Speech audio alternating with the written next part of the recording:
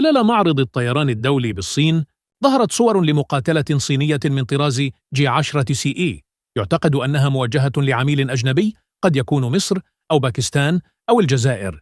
يظهر عليها الترقيم 9001، وهو الأقرب إلى الترقيم المصري. وتظل هذه الصفقة محتملة بعد ورود أنباء عن اتفاق ربما تم خلال معرض الطيران الدولي في مصر، لكن في ظل غياب تأكيد رسمي تظل هذه الأرقام دليلاً غير كاف.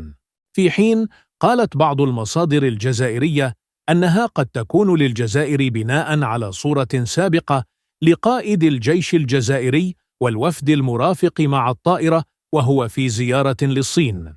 ما رأيك؟ لمن ستكون هذه الطائرة؟